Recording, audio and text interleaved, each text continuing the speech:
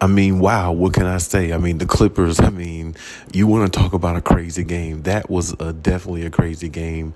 Definitely one of the craziest games I think I've seen. The Clippers pull out a nail biter situation there. I mean, it was definitely a great thing to see. But before we get into that, please like, subscribe, and hit the notification bell if you haven't.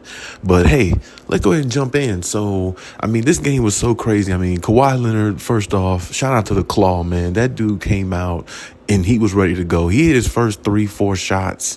I knew Kawhi was on. I knew he was locked in. And, the Clippers came out and they hit him with a good haymaker at first. They was up by, I mean, what was it, 35 to, 7. I mean, they were up by a lot of points, from what I remember. And, they were going good. Everything was going fine. But then all of a sudden, the Suns, they made a run. They came back, and that's when they start to really look like their offense was starting to get into gear. And then that's when they took a 6-point lead. Actually, they took a 6-point lead on the Clippers. It was like a 12-0 run they had going into the fourth quarter. And the Clippers really had to try to figure out how to neutralize the situation. And I just love the way Kawhi kept his composure, and everybody else on the team did as well. I mean, even though Russell Westbrook didn't shoot great, he didn't shoot well at all. He really shot piss poor. But you got to look at this in a situation and say, as bad as Russ played, he came up with probably the most important play of that whole game, which was the last play he put on Devin Booker. I mean, that play that's somebody who wants to win a championship. I will give Russ that. He plays every possession very, very hard, and that's what the Clippers like about him. And I definitely think that's one of those plays that the Clippers will look back on this series, especially if they win, and say, wow, that's one of those plays, those defining moment type plays that, helped us get over the hump. Even though, they played really good as a team overall. I mean, it wasn't, their best outing, but I mean, the way they fought back when they got down 6 points against the Phoenix Suns and Kevin Durant was playing the way he was playing, he hit some big shots. And, they just was in rhythm. It seems like, Torrey Craig, all of them were just, it seemed like everybody was just, they had caught fire for a minute. I felt like they got into a good rhythm. And Devin Booker was playing very good defense, causing a lot of plays, his, turnovers itself. And that's one thing the Clippers going to have to get better at. Got to get better at the turnovers, especially with this team here. I mean, the margin of error is so small. You got through this game, and I'm so proud that they got through, because, I mean, getting that first game and a game on the road like this is really huge for the Clippers, confidence. And, hey, you got to go back and do it again. And I hope the Clippers go back and beat them in the second game. Take 2 games, because I guarantee you that's what Kawhi Leonard's thinking. He's thinking they want both in Phoenix. So, I mean, it could be tough. It's going to be tough for the Clippers to actually do that. But, I mean, still, this is a good opening statement. And this is the type of statement they need to make. You know what I'm saying? Throw the first punch. And the first punch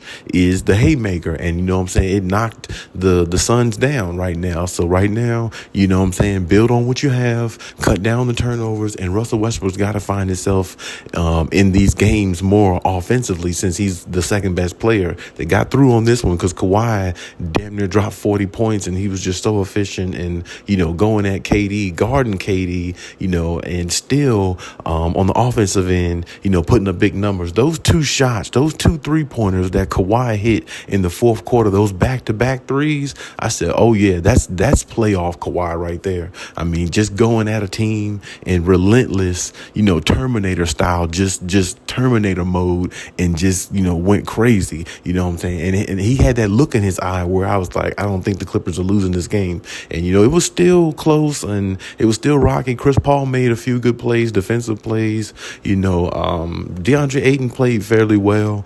I think that, that might be the weakness that I think that the Clippers might need to exploit a little bit more with Zubac going at DeAndre Ayton, getting him in foul trouble, because I think that that'll open up the Clippers offense more of having more driving lanes to the basket. And, with the Clippers shooting ability, it'll just be too much for the Suns if they actually, make it that way, especially if they actually use that one of their plan of attacks. But I like what I saw, overall from the Clippers. Like I said, they can clean some things up, turnovers. You got to clean those up if you want to be better going forward in this series.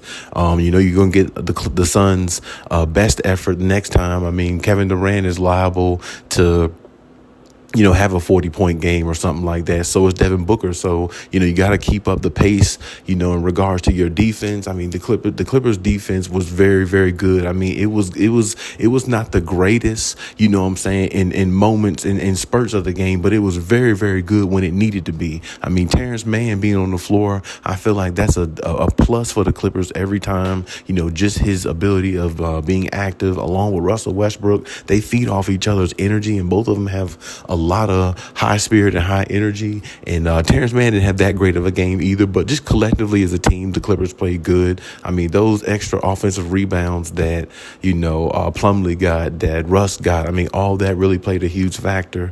And, Kawhi guarding KD the way he was guarding them, keeping them maybe not in check, but not letting him go off for like 50 points is huge for the Clippers, because like I said, the momentum swung when the Clippers were down 6 and the Suns went on the 12-0 run. But the Clippers found their way, found their stride, and they just kept, doing the process. They didn't go away from what they knew. Eric Gordon, if he got the wide open shot, take it. He hits a big shot when they almost locked Kawhi Leonard up in regards to almost, having it to be a jump ball. Kawhi throws it out to the 3-point line to Eric Gordon. He knocks down a big three, and Norman Powell definitely contributed as well. I like the way he scored in certain instances, and he got to the line when it was opportunities, and he stayed aggressive, and that's what they're going to need from him. But I mean, like I said, the Clippers got to feel really good about this situation, because Russell Westbrook didn't even play good, and they still won. If they get a good game from Russell Westbrook, 17, 20 points, shooting pretty decent,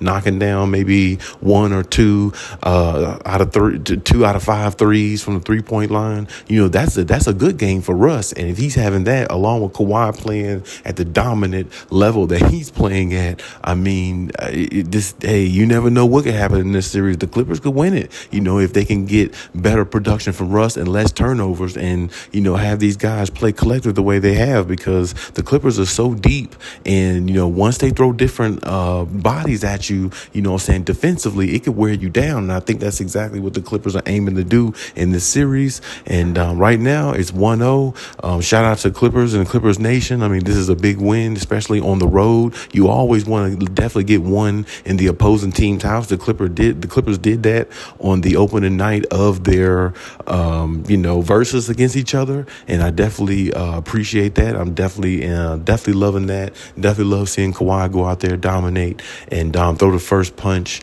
in this 7-game series, and let KD know, I'm one of the best players in the league too. So I mean, you're gonna have to make room, because it's not just about you. A lot of people look at you as the best player along with LeBron, but don't forget about the claw.